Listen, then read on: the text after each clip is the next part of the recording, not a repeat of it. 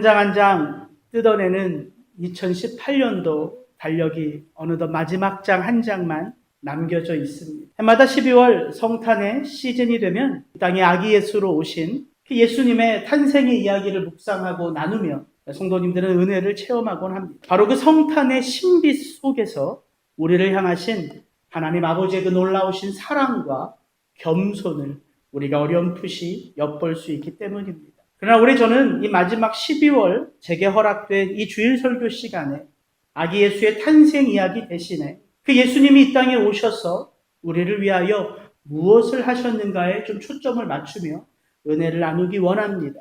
그리고 그 내용을 이렇게 한번 정리해 봤어요. 부르심, 돌이키심, 회복하심, 그리고 십자가, 그리고 공동체.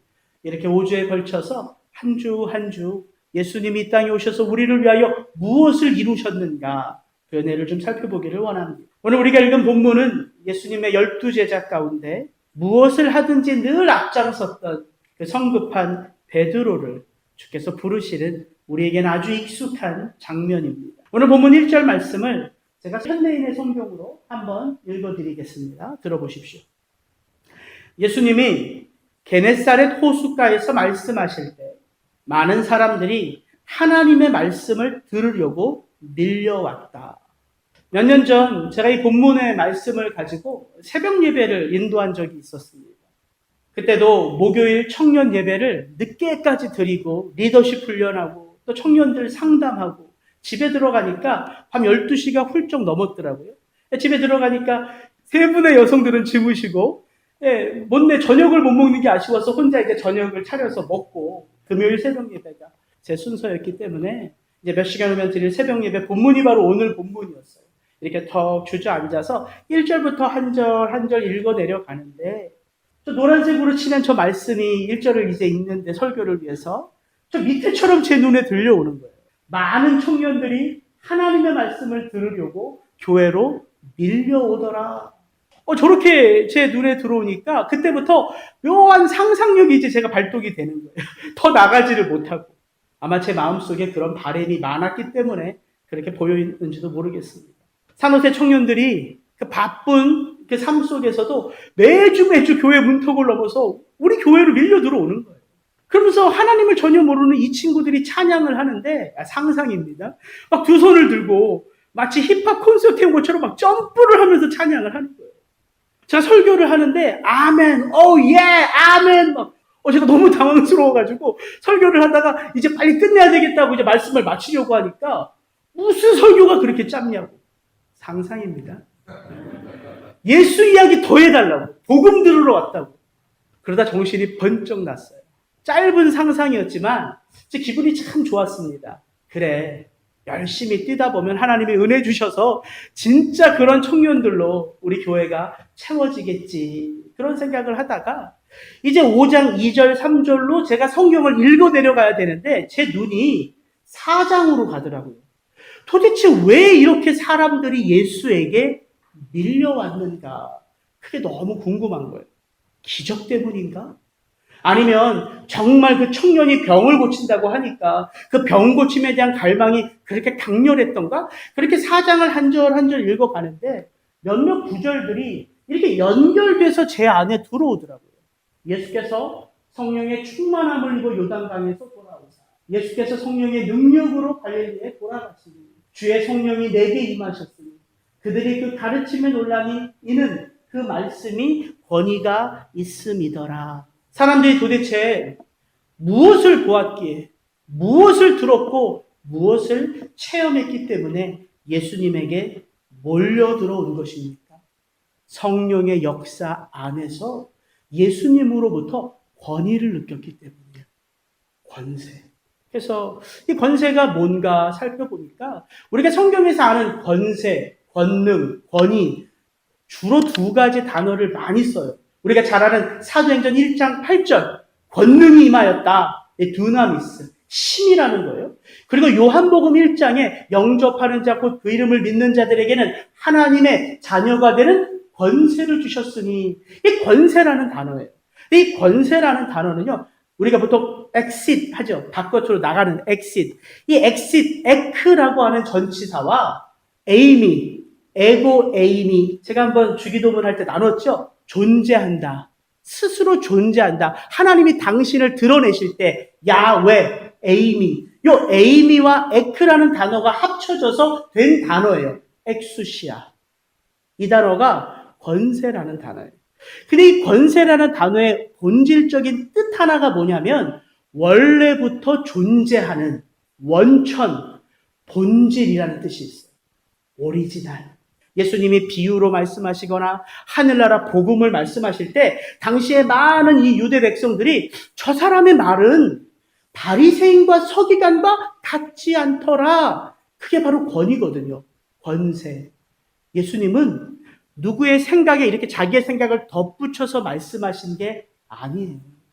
이 땅을 창조하시고 저와 여러분을 빚으신 그 바로 하나님의 오리지널된 저자로서 우리의 삶 속에 깃든 하나님의 뜻을 그분은 가는 곳마다 전해주신 거예요. 그리고 누가는 그것을 하나님 나라의 복음이다 이렇게 얘기하는 거예요. 이 땅에 어쩔 수 없이 죄에 속박되어 살아가는 자들에게 예수님이 가는 곳곳마다 하나님의 그 오리지널한 그 음성을 들려주시니까 그것을 들을 때마다 사람들은 노임을 받는, 자유함을 경험하는, 소망을 경험하는 그 놀라운 권세를 체험했다는 거예요. 그래서 사람들이 초청하지 않아도, 이벤트를 준비하지 않아도, 전도 집회를 열지 않아도 그들이 그 예수님의 가르침을 받고 끌리는 거예요. 그 하나님의 권위 아래.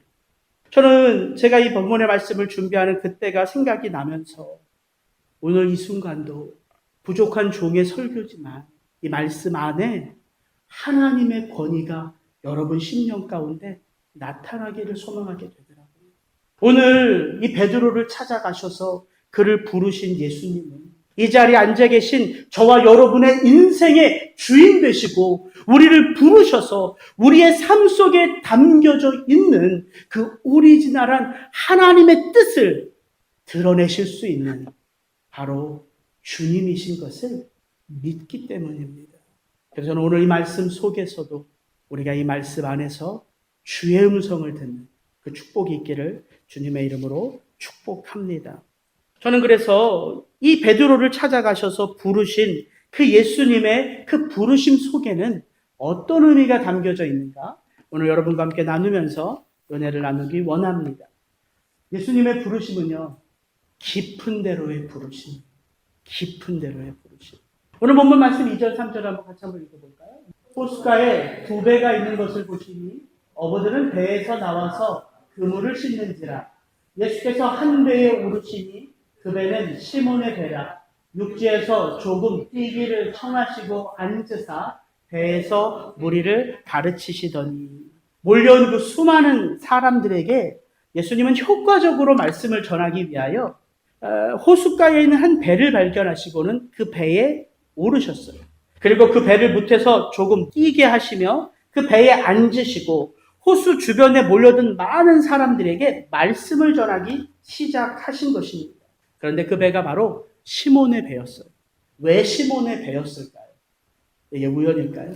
누가는 이미 누가복음 4장에서 예수님이 이 시몬의 장모의 열병을 치유해 주신 사건을 기록하고 있어요. 이게 우연이 아니라는 것이죠. 지금 예수님은 그 배가 누구의 배인지 모르지 않습니다. 지금 예수님은 이 시몬이 밤새도록 고기를 잡으려 했으나 그 수고가 헛되어 그 마음 가운데 깊은 실망으로 낙심으로 이제 그물을 씻고 얼른 정리하고 집에 가서 쉬고 싶은 그 마음을 모르지 않으십니다. 주님은 모든 것을 아세요. 그가 아시기에 찾아오신 것입니다. 그래서 사도 요한은 예수님이 우리를 찾아오신 그 찾아오심을 이렇게 설명합니다. 너희가 나를 택한 것이 아니요 내가 너희를 택하여 세웠나니 이는 너희로 가서 열매를 맺게 하고 또 너희 열매가 항상 있게 하여. 사도 요한의 마음속에 오늘 이 누가복음 5장 1절부터 11절을 읽어보면 베드로만 부름받은 게 아니라 바로 요한도 같이 그 자리에서 부름받았어요. 이 요한의 마음속에는 예수님의 이 말씀이 깊이 그 마음에 새겨져 있는 거예요. 왜 예수님이 우리를 찾아오셔서 나를 택하시는가? 예수님만으로 맺을 열매가 있기 때문에 오직 예수 안에서만 맺을 수 있는 생명의 열매가 있는 거예요. 그래서 주님이 찾아오셔서 우리를 부르시는 것입니다. 예수님은 오늘 본문에 보니까 사람들에게 말씀을 마치시자마자 비로소 왜 베드로를 찾아가셨는지를 이제 일하기 시작하세요. 그게 4절인데 말씀을 마치시고 몰려든 수많은 사람들에게 말씀을 마치시고 나서 역사는 일어나는 거예요. 시몬에게 이르시되 깊은 데로 가서 그물을 내려 고기를 잡으라.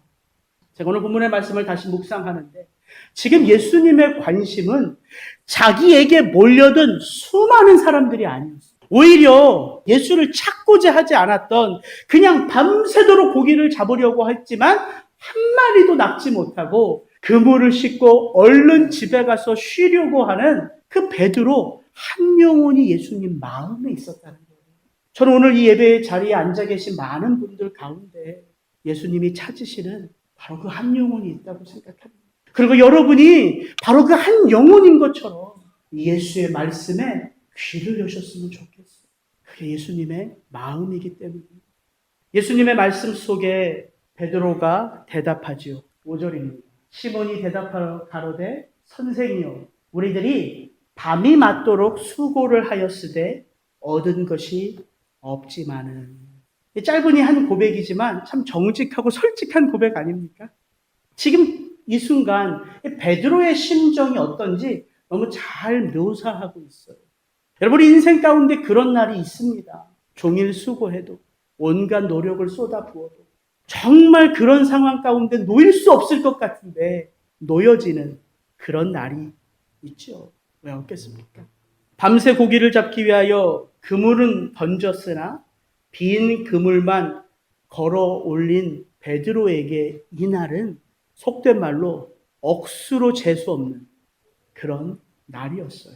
온몸이 천근만근 무거워 빨리 이 그물 손질하고 얼른 집에 가서 쉬려 하는데 이게 웬걸. 가뜩이나 며칠 전에 장모님 열병을 고쳐주어 그러지 않아도 고마운 마음 가득한 그 젊은 예수가 배에 올라타더니 배를 좀 띄우라는 거예요. 어떻게 거절할 수 있겠습니까? 그렇게 배를 좀 띄워 가만히 주저앉아서 그 말씀하시는 말씀들을 다 듣고 이제 말씀이 끝나자 이 호수 주변에 있는 많은 사람들이 하나 둘씩 떠나가기 시작해요. 베드로 마음속에 아이고 됐다. 이제 좀 쉬어야 되겠구나 할 때 예수님이 베드로에게 말씀하신 깊은 곳으로 가서 그물을 내리라. 저는 오늘 예수님의 말씀을 묵상하고 또 생각하고 또 생각하는데 참 부끄러운 마음이 많이 들더라고요. 지금 내가 이 베드로의 상황이라면 나는 어떻게 대답할까? 혹시 여러분들이 이 베드로의 똑같은 상황이라면 여러분은 어떻게 대답하시겠어요? 이 갈릴리 호숫가에서 수십 년 고기를 잡은 베테랑은 예수님이 아니라 베드로입니다. 예수님은 태어나서 30세가 될 때까지 목수를 하셨어요. 지금 누가 누구에게 깊은 데로 가서 그물을 던지라고 말하는 것입니까? 제가 이 본문을 다시 한번 잘 생각해 보니까 예수님이 말씀하신 깊은 곳은 새로운 곳, 낯선 곳이 아니에요. 밤새도록 그물을 던졌던 바로 그곳입니다. 밤새 그물을 던졌어요. 그곳에서. 근데 단 한 마리도 잡지 못하는 도대체 수십 년간 어부 생활을 하면서 이런 날을 경험해 본 적이 없는 그런 날인데 천근만근 무거운 몸에 얼른 집에 가서 쉬고 싶은 생각밖에 없는데 이분이 하는 말이 그 깊은 데로 가서 바로 그곳 거기에 다시 그물을 내리라는 거예요. 어떻게 반응하시겠어요? 제가 이렇게 반응하겠더라고요. 선생님 거기 없어요. 거기 없습니다. 밤새 제가 수십 푼도 더 던졌다가 걸어 올렸어요. 쓰레기 하나 건져 올리지 못했던 곳입니다. 선생님 안 된다고요. 고기 잡는 데는 제가 전문가예요. 병을 고치고 하나님 나라 복음을 전하는 데는 선생님이 좀 나을 수 있겠지만 이 갈릴리 호숫가는 제가 전문가입니다. 베드로에게는 얼마든지 대꾸할 말이 있었습니다. 베드로뿐이겠습니까? 오늘 우리도 생각대로 일이 잘 안 풀릴 때, 어떤 일로 기분이 몹시 상할 때 얼마든지 주님한테 할 말이 있지 않습니까? 그거 보세요, 주님. 여기는 안 된다니까요. 이 사람은 안 바뀐다니까요. 아무리 노력해도 주님 안 되는 건 안 되는 거예요, 주님. 이게 우리들 아닙니까? 그런데 베드로에게 익히 나와야 할 그런 말이 안 나오는 거예요. 야, 베드로가 이렇게 보겠고 같이 한번 읽겠습니다. 시몬이 대답하여 가로되 선생이여 우리들이 밤이 맞도록 수고를 하였으되 얻은 것이 없지만은 말씀에 의지하여 내가 그물을 내리리다 하고. 베드로가 이런 말 할 사람이 아닌데 예수를 믿고 예수를 따라도 그렇게 넘어지고 실수하는 베드로가 이게 지금 예수님이 처음 부르심을 받는 장면에서 이게 어떻게 이런 말을 하지? 그리고 베드로가 진짜 그물을 내렸습니다. 그리고 어떤 일이 일어났는지 누가는 이렇게 기록해요. 그리한즉 고기를 애운 것이 심히 많아 그물이 찢어지는지라. 이에 다른 배에 있는 동물을 손짓하여 와서 도와달라 하니 저희가 와서 2배의 채움에 잠기게 되었더라.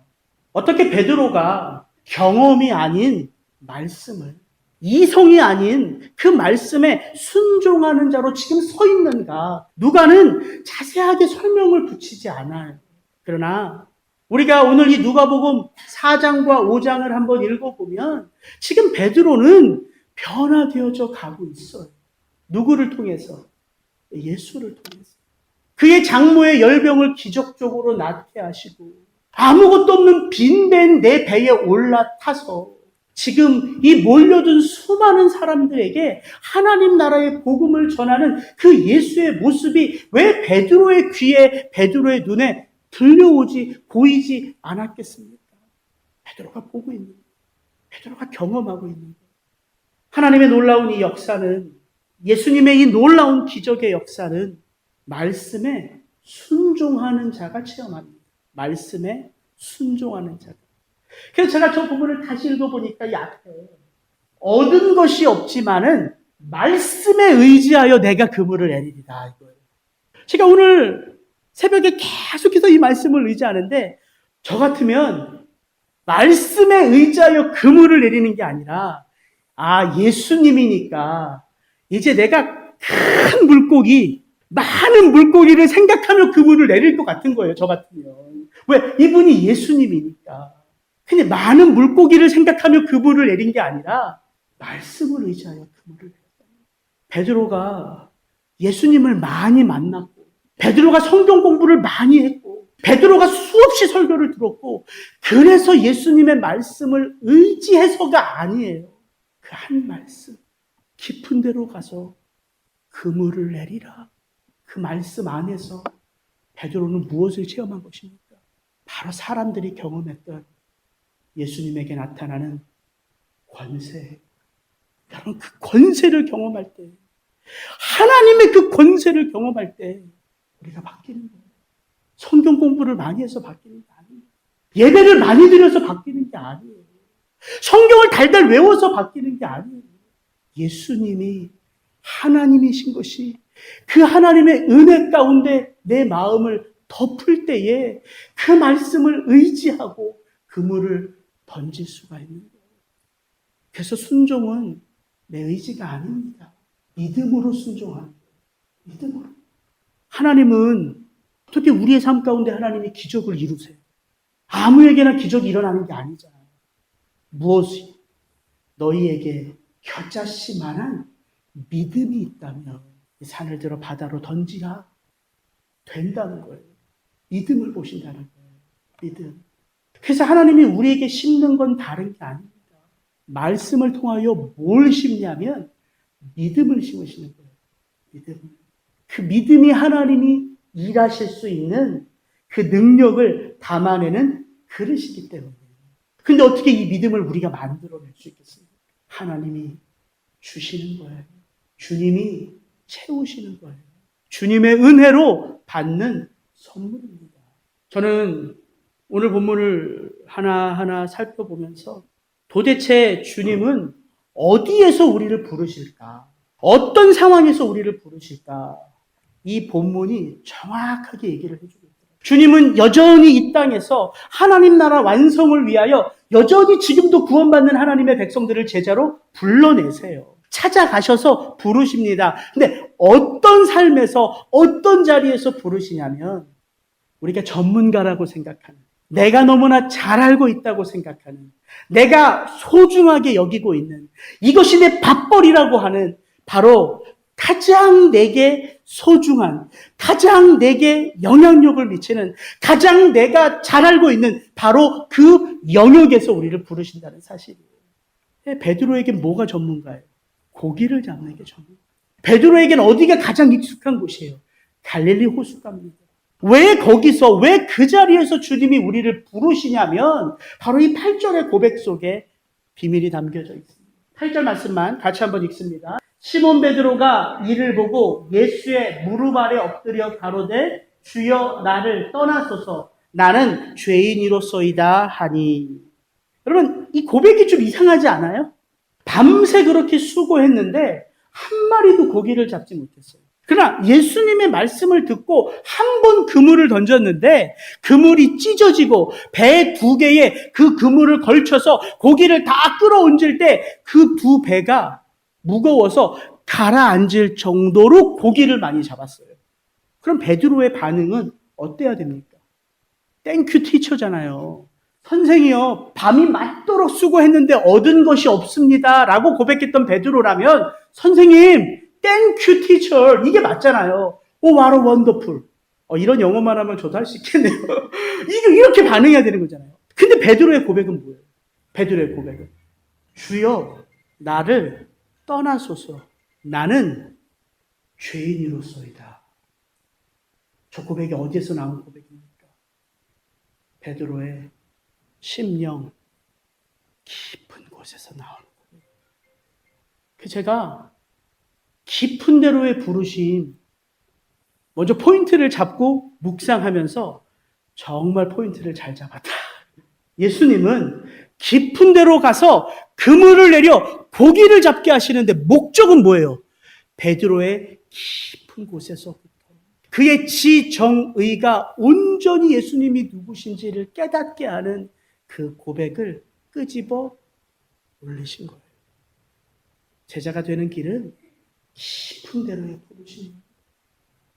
호칭이 바뀌었어요. 선생님에서 Oh my Lord.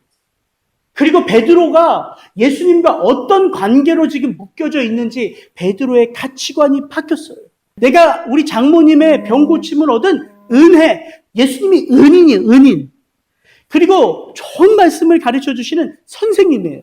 그러나 베드로가 가장 잘하고 있는, 가장 소중하게 여기는 내가 전문가라고 하는 그 영역에서 예수님이 내가 누구인지를 베드로에게 드러내 보여주시니까 이제 베드로가 예수님을 인식하는 인식이 바뀌었습니다. 은인이 아니에요. 선생님이 아니에요. 내 인생의 주인이세요. 그리고 그분과 나는 죄인과 구주로 묶여져 있는 거예요. 내가 다가설 수 없는 것. 내 영혼의 이 추한 모습으로는 함께 하실 수 없는 분. 여러분 이게 구원의 첫걸음입니다. 다 구원을 경험하시고 지금 우리가 제자로 살아가시잖아요. 지금 이 자리에 앉아 계신 분들 구원받는 경험 다 다를 거예요. 천차만별일 거라고요. 왜? 우리가 천차만별의 상황 속에서 예수님을 만나 구원을 경험하니까. 그 천차만별의 상황 속에, 그 천차만별의 순간 속에 예수님을 만난 것은 다 다르지만 같은 고백을 통해서 우리는 예수님을 우리의 인격 속에 모시지요. 주님, 제가 죄인입니다. 주님, 저는 주님만 필요합니다. 이 고백 아닙니까? 이 고백이 우리를 살리는 거거든요. 그래서 이 부르심은 단지 우리의 귀에 들려오는 육신의 소리만이 아닌 거예요. 우리의 영혼 깊은 곳에 들려오는 생명의 음성인 거예요. 그래서 이 영혼을 울리는 그 생명의 음성이 내 육신의 귀를 타고 내 심령에 채워질 때 내 심령이 울리는 거예요. 그래서 나도 모르는 저 깊은 밑바닥에서 내가 누구인지를 깨닫고 그 깨달음을 토해내는 거예요. 예수님은 이렇게 한 영혼 한 영혼을 부르셔서 그 인생의 주인이심을 알려주시고 가르쳐주세요. 어디에? 내가 제일 잘하는 영역, 내가 익숙한 영역, 내가 제일 소중하게 여기고 있는 영역, 내가 매일 붙들림 받아서 살아가는 바로 그곳에서 주님은 이곳도, 이 자리도, 이 환경도 내가 다스려. 이것을 보여주시는 거예요. 그것을 깨달을 때만이 내가 진정 그분 앞에 엎드릴 수 있기 때문입니다. 그래서 깊은 곳으로의 부르심. 제가 정리를 해보니까 이 제자에게 이 부르심은 이런 거예요. 오늘 8절에 보면 쭉 시몬이라는 말을 하는데요. 8절만 누가가 시몬 베드로라고 얘기합니다. 우리가 잘 알듯이 시몬은 베드로의 옛 이름이에요. 베드로는 예수님이 그 시몬을 부르시고 그에게 주신 새 이름이에요. 8절의 그 순간 예수님이 나의 주인이심을 고백하는 그 순간이 어떤 순간이냐면 시몬이 베드로로 변화되는 바로 그 순간이라는 거예요. 그래서 제자의 길은 정리해보니까 이렇더라고요. From 내 능력, 내 경험, 내 판단, 내 뜻의 삶으로부터 나의 내면 깊은 곳에서 그분이 누구신지를 알 때 뭘 깨달아요? 내가 누구인지를 깨달아요. 그분이 누구신지를 알 때 비로소 내가 누구인지를 알기 때문에 프롬의 삶이 투 그분의 능력, 그분의 인도함, 그분의 뜻을 위하여 살아가는 새로운 삶으로 바뀌어지는 거예요. 이게 제자로의 부르심입니다. 그래서 이 부르심은 나를 넘어서는 부르심이에요. 그래서 깊은, 그래서 넓은 하나님의 풍성한 은혜를 체험하는 바로 그런 부르심이라는 것이죠. 저는 저와 여러분의 인생 가운데 그 깊은 대로의 부르심이 지금도 계속해서 우리의 삶을 주장하고 있음을 믿으시게 되기를 주의 이름으로 축복합니다. 예수님의 부르심 두 번째는 함께함으로의 부르심입니다. 함께함으로의 부르심. 오늘 이 스토리가 어떻게 마무리되는지 10절, 11절 같이 한번 읽겠습니다. 세베대의 아들로서 시몬의 동업자인 야고보와 요한도 놀랐습니다. 예수께서 시몬에게 일러 가라사대 무서워 말라. 이제 후로는 내가 사람을 취하리라 하시니 저희가 배들을 육지에 대고 모든 것을 버려두고 예수를 쫓으니라. 예수의 제자가 되어 살아가는 것을 한마디로 표현하는 것이 저는 11절의 말씀 같아요. Left everything and followed him. 혹시 이렇게 생각하시는 분들이 있습니까?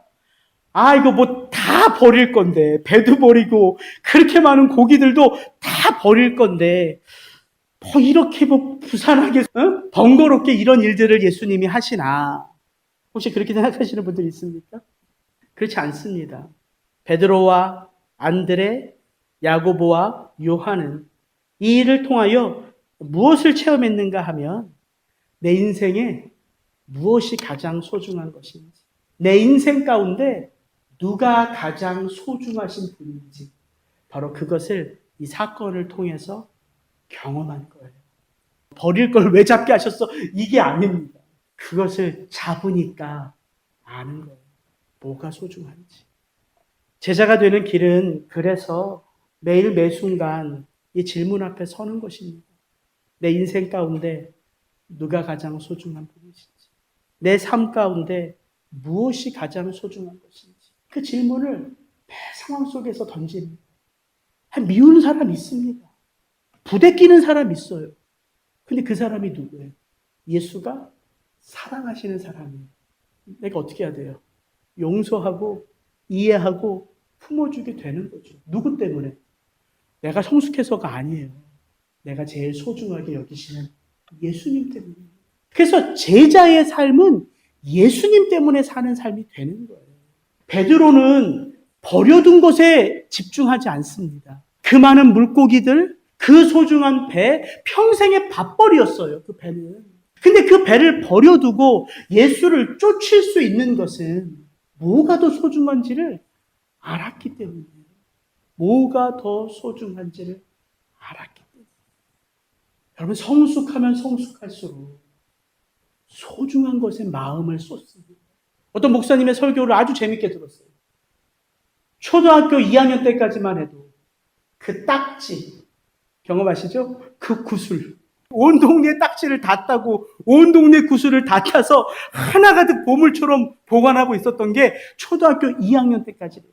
한 번은 자기 형이 장난친다고 그 구슬을 화장실 똥통에 빠뜨렸는데 자기가 그 어떻게든 그 똥통에서 이 구슬을 건져 올렸다고 그 자랑했던 그 목사님의 설교가 너무너무 재밌었어요.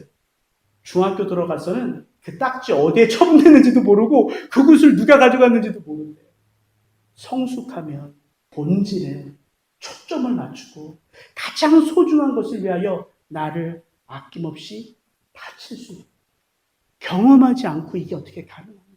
그래서 제자로 부르심을 받는다는 것은 그분의 능력을, 그분의 은혜를, 그분의 사랑을 온전히 체험하는 것입니다. 그래서 오늘 본문 말씀을 잘 보십시오. Left everything and followed him. 그를 따라가는 것, 그를 쫓아가는 것.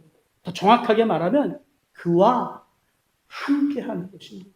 행여나 여러분들 가운데 예수님이 나를 구원하셔서 뭘 나에게 이렇게 맡기시는 게 많아, 뭘 나한테 이렇게 시키시는 게 많아, 그렇게 생각하신다면 오해입니다. 예수님 우리에게 무엇을 시키기 위하여, 우리를 부려먹기 위하여 우리를 부르셔서 제자 삼는 게 아니라 우리와 함께 하고 싶으신 것, 우리와 함께 더불어 일하고 싶으신 것. 그래서 우리를 빚어감과 동시에 내가 누군가의 인생 가운데 그의 인생을 빚어가는 전도자로 우리들을 사용하시는 거예요. 그게 여러분 동시에 일어나는 일이에요. 그래서 가슴 벅찬 일입니다. 행여나 이 말씀을 베드로도 요한도 안드레도 야고보도 가지고 있는 거 다 버려두고 예수를 쫓았는데 그래 나도 오늘부터 믿음으로 뭘 버려야 될까 고민하지 마십시오. 아무리 고민해도 우리는 버릴 수 있기가 참 어려운 존재들이에요. 그래서 이 본문을 이렇게 적용하면 참 좋겠더라고요. 마가복음 1장 17절에 보면 이 내용을 이렇게 예수님 말씀하세요. 예수께서 가라사대 나를 따라오너라 내가 너희로 사람을 낚는 어부가 되게 하리라. 잘 보세요. 베드로는 물고기를 낚는 어부였습니다. 이제 베드로의 인생 가운데는 새로운 인생이 펼쳐졌는데 어떤 인생? 사람을 낚는 어부예요. 저는 이 땅을 살아가는 우리들이 이 두 컨셉만 붙들면 우리가 능히 제자의 사명을 감당할 수 있다고 생각해요. 세상에는요, 내 돈벌이를 위해서, 내 명예를 위해서, 내 어떤 유익을 위하여, 내 노후의 편안함을 위하여 엔지니어로 살아가는 사람들이 있습니다. 그러나 예수를 만나면 내 노후, 내 명예, 내 돈을 위하여 엔지니어가 아니라 사람을 낚는 엔지니어로 예수님이 그 직장으로 나를 보내신 거예요. 제가 뭘 적용하고 싶은지 아시겠어요? 이빨을 치료하는 치과 선생님이 있습니다. 돈을 벌어서 더 큰 치과 병원을 세워서 더 크게 자꾸 늘려가면서 나의 평안함을 위한 치과 선생님이 있어요.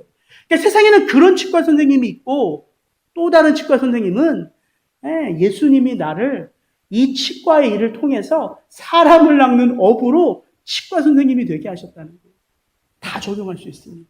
그런 세상의 어머니가 있는 반면에 예수님이 나를 이 가정, 이 순간, 이 자리에 부르셔서 내 아들이 내 자녀가 예수 그리스도의 사람이 되도록 나에게 사명을 맡겨주신 어머니가 있는 거예요. 그래서 바울이 골로새서에서 말합니다. 무엇을 하든지 간에 주를 위하여 하라. 무엇을 하든지 간에. 여러분이 하시는 그 모든 일들이 주님을 위한 일인 것을 여러분의 마음에 체험하시고 여러분이 그렇게 살아가고 계신다면 여러분은 제자이십니다.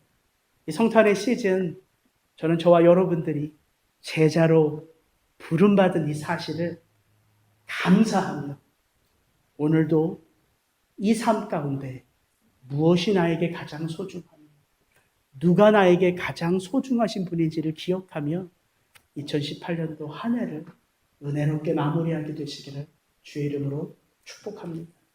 같이 기도하시겠습니다.